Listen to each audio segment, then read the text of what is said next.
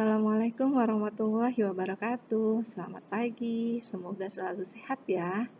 Hari ini kita akan belajar tentang bidang ilmu dan profesi kerja akuntansi. Perkenalkan, nama Ibu Maisaroh dari SMK Swasta Hang Tuah 1 Jakarta. Sebelum kita mulai pembelajaran pagi hari ini, ada baiknya kita berdoa terlebih dahulu. Berdoa dimulai.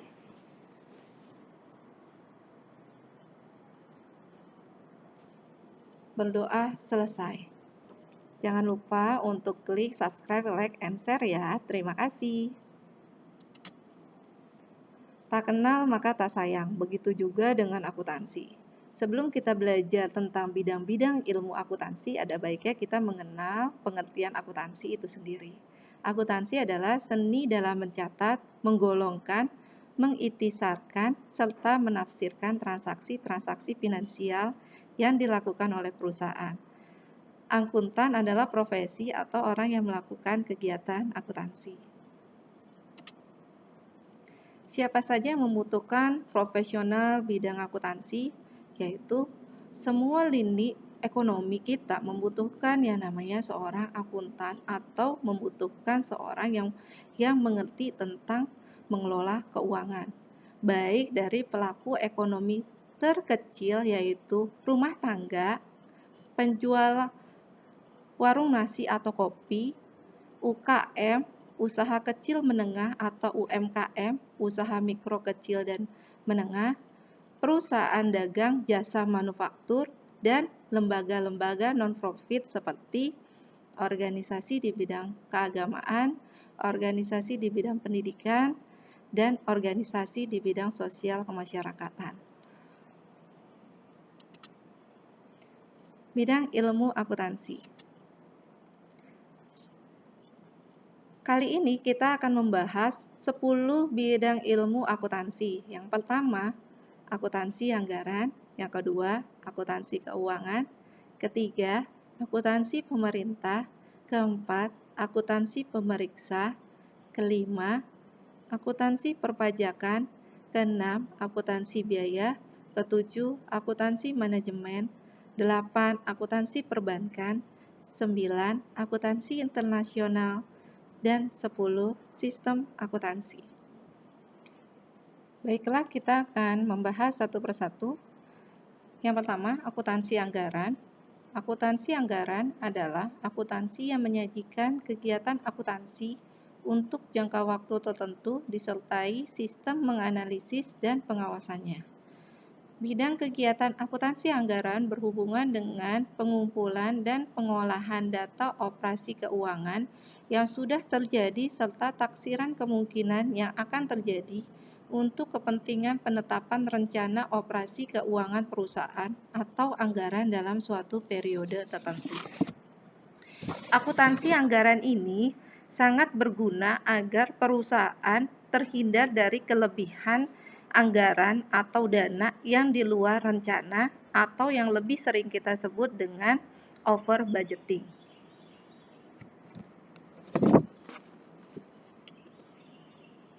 Oke, yang kedua, akuntansi keuangan atau biasa disebut general accounting.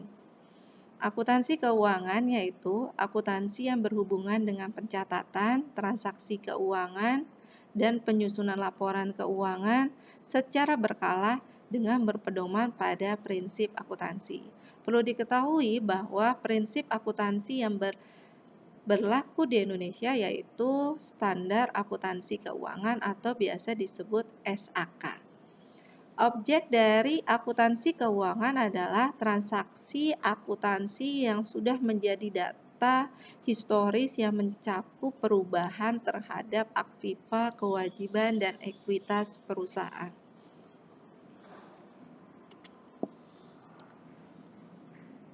Ketiga, akuntansi pemerintah. Akuntansi pemerintah adalah bidang akuntansi yang kegiatannya berhubungan dengan masalah pemeriksaan keuangan negara.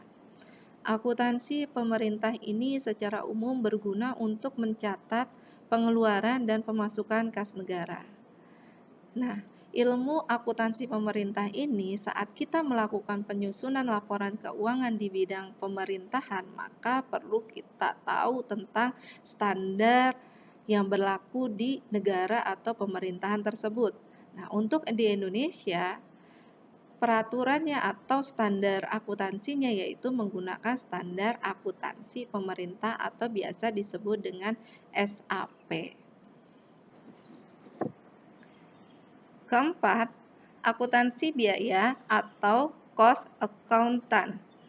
Akuntansi biaya adalah bidang khusus akuntansi yang mencatat, menghitung, menganalisis, mengawasi, dan melaporkan kepada manajemen persoalan-persoalan yang berhubungan dengan biaya dan produksi. Akuntansi biaya ini sangat penting dipahami untuk perusahaan yang bergerak di bidang industri atau manufaktur. Contohnya PT Bogasari. Karena dalam akuntansi biaya akan dijabarkan tentang laporan biaya pokok produksi dan laporan harga pokok produksi. Kelima, akuntansi pemeriksaan atau auditing. Akuntansi pemeriksaan adalah bidang akuntansi yang berkaitan dengan pemeriksaan kewajaran, pencatatan, dan pelaporan keuangan yang disusun dan dipublikasikan oleh manajemen perusahaan. Kegiatan akuntansi pemeriksaan lebih bersifat pengujian atas kelayakan laporan keuangan. Sebelumnya sudah saya bahas tentang akuntansi keuangan. Akuntansi keuangan adalah bidang ilmu dalam penyusunan laporan keuangan dalam suatu perusahaan. Laporan keuangan yang disusun itu meliputi ada 4 laporan keuangan, yaitu laporan neraca, laporan laba rugi, laporan perubahan modal, dan laporan arus kas. Nah, saat penyusunan laporan keuangan yang dipelajari dalam akuntansi keuangan, maka penyusunan laporan keuangan itu harus dilakukan pengujian atas kelayakan laporan keuangan yang dilakukan di dalam bidang akuntansi pemeriksaan. Ada 5 opini yang diberikan oleh auditor dalam akuntansi pemeriksaan ini, yaitu kelayakan laporan keuangan disajikan secara wajar tanpa pengecualian, atau wajar dengan pengecualian, atau wajar tanpa pengecualian dengan paragraf penjelas, atau disajikan secara tidak wajar, atau yang terakhir auditor tidak menyatakan pendapatnya. 6. Akuntansi perpajakan. Akuntansi perpajakan merupakan bidang akuntansi yang berhubungan dengan penentuan objek pajak yang menjadi tanggungan perusahaan serta perhitungannya. Kegiatan dalam akuntansi perpajakan adalah membantu manajemen dalam menentukan pilihan-pilihan transaksi yang akan dilakukan sehubungan dengan pertimbangan perpajakan. Akuntansi perpajakan ini sangat penting untuk kita belajar juga mengetahui perkembangan undang-undang ketentuan umum dan tata cara perpajakan atau biasa disebut dengan KUP. Ketujuh, akuntansi manajemen. Akuntansi manajemen adalah bidang akuntansi yang kegiatannya berhubungan dengan pengumpulan dan pengolahan data historis, terutama data biaya dan data taksiran.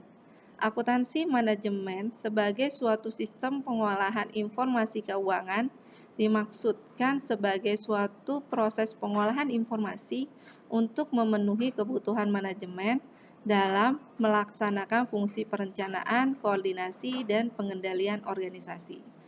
Bagi seorang manajer akuntansi atau manajer keuangan sangat penting untuk paham tentang akuntansi manajemen karena seorang manajer akuntansi atau manajer keuangan, dia melakukan perencanaan atau menentukan suatu harga produk yang akan dijual nantinya. 8. Akuntansi perbankan. Akuntansi perbankan merupakan proses akuntansi yang berkaitan langsung dengan transaksi dan data keuangan secara sistematis yang terjadi pada suatu bank. Akuntansi perbankan juga meliputi pencatatan, analisa, klasifikasi data, dan penafsiran data keuangan yang berguna memenuhi kepentingan pihak internal atau nasabah. Nah, di sini akuntansi perbankan maka sangat akan dipelajari tentang ilmu membuat laporan keuangan berdasarkan transaksi-transaksi yang terjadi di perbankan. 9. Akuntansi internasional. Akuntansi internasional adalah akuntansi yang digunakan untuk transaksi antar negara dengan membandingkan prinsip-prinsip akuntansi yang berlaku di negara-negara lain dan mengharmonisasikan standar akuntansi di seluruh dunia. Bagi perusahaan yang memiliki pelanggan atau rekanan dengan negara lain melakukan transaksi dengan negara lain, maka ada baiknya perusahaan tersebut memahami tentang ilmu akuntansi internasional ini. 10. Sistem akuntansi. Sistem akuntansi artinya suatu ikhtisar yang terdiri dari catatan manual atau komputerisasi transaksi keuangan untuk tujuan rekaman, mengkategorikan, menganalisis, dan melaporkan informasi manajemen keuangan yang tepat waktu. Dalam ilmu sistem akuntansi ini dipelajari bagaimana menyusun laporan keuangan secara komputerisasi dengan cepat, yaitu dengan menggunakan aplikasi komputerisasi akuntansi. Banyak program aplikasi yang berkembang di dunia, yaitu terutama di Indonesia, ada Mayop, Accurate, dan sebagainya. Tapi ada beberapa produk Indonesia yang 100% buatan Indonesia seperti software accounting, Rene, Accurate, Zahir, dan Vina yang sudah mengglobal negara lain. Contohnya seperti Zahir yang sudah banyak digunakan di negara Jepang untuk membantu perusahaan-perusahaan di sana menyusun laporan keuangan secara komputerisasi. Materi selanjutnya kita akan mempelajari tentang profesi akuntan. Sebelumnya jangan lupa ya untuk mensubscribe, like, and share. Terima kasih. Profesi akuntan dibagi menjadi 8 profesi untuk materi yang akan Ibu jelaskan dalam video pembelajaran ini. Seperti yang sudah Ibu jelaskan sebelumnya bahwa semua lini ekonomi membutuhkan seorang akuntan untuk mengelola keuangannya. Dari pelaku ekonomi yang paling kecil yaitu rumah tangga sampai ke perusahaan besar yang sudah go public membutuhkan profesi akuntan. Jadi tidak hanya 8 profesi ini, tapi bisa lebih luas lagi. Oke, kita akan bahas satu persatu ya. Yang pertama, akuntan internal perusahaan. Akuntan internal adalah akuntan yang bekerja dalam suatu perusahaan swasta atau organisasi. Akuntan internal ini memiliki tanggung jawab dalam mencatat transaksi keuangan, menyusun laporan manajemen, dan menyusun laporan keuangan umum yang terdiri dari laporan neraca, laporan laba rugi, laporan perubahan ekuitas, dan laporan arus kas yang terjadi dalam suatu perusahaan. Contoh jabatan akuntan internal dalam perusahaan yaitu staff accounting, staff purchasing, staff account payable atau account receivable, asisten manajer keuangan, manajer keuangan, financial analis, dan sebagainya. 2.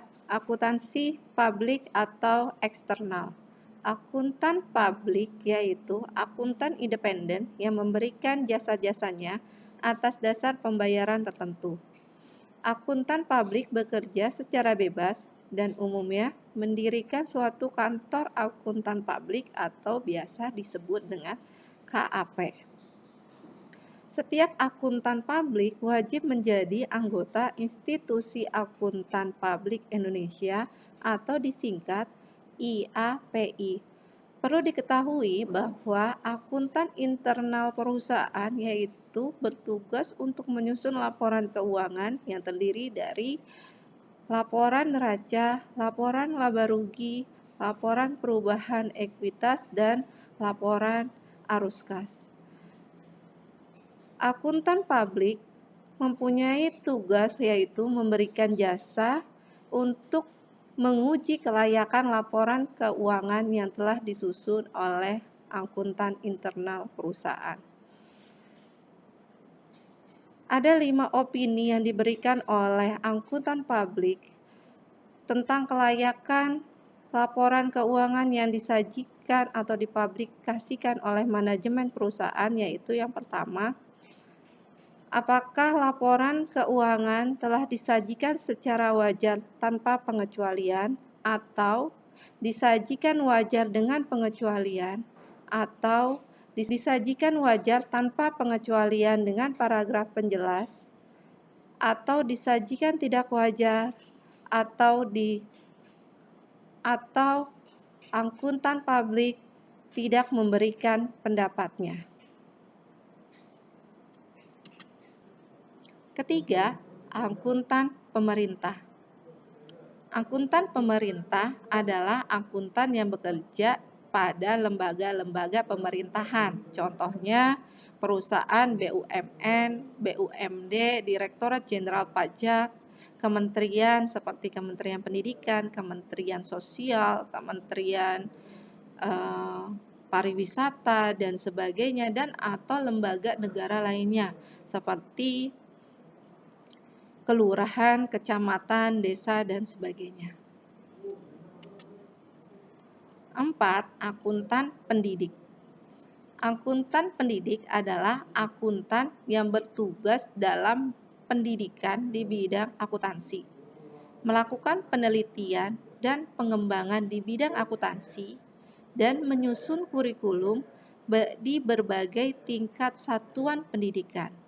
Secara sederhana dapat kita artikan bahwa dosen atau guru yang mengajar mata pelajaran akuntansi atau mata kuliah akuntansi disebut dengan akuntan pendidik. 5.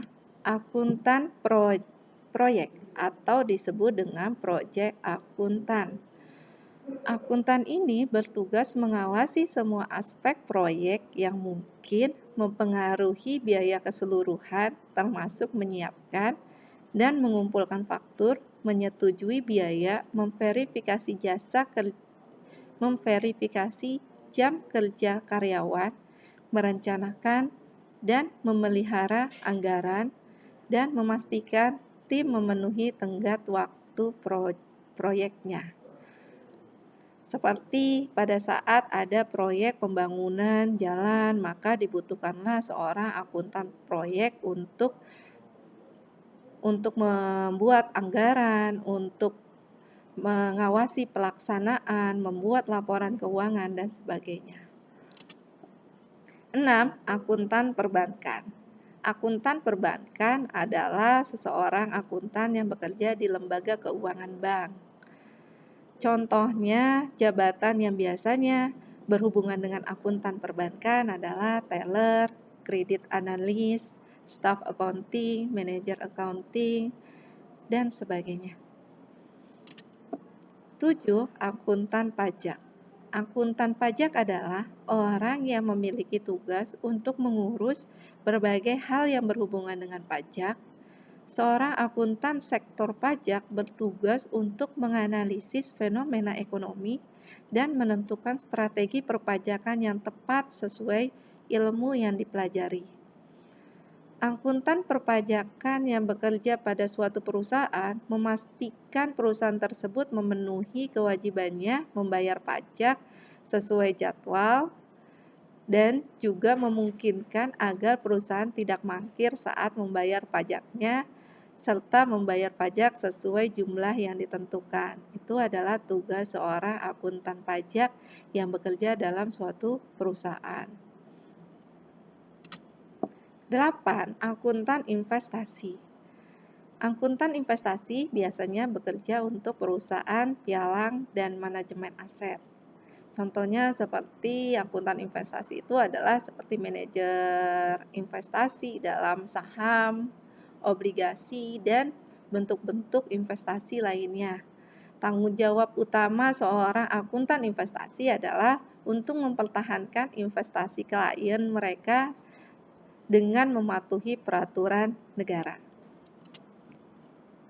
Oke, sampai sini pembelajaran kita. Terima kasih sudah menyimak video pembelajaran Ibu pagi ini. Jangan lupa ya, kita harus jadi seorang pembelajar yang sejati, tidak mengenal umur, maka kita suka akan belajar sepanjang hayat. Dan jangan lupa untuk subscribe, like, and share. Terima kasih. Wassalamualaikum warahmatullahi wabarakatuh.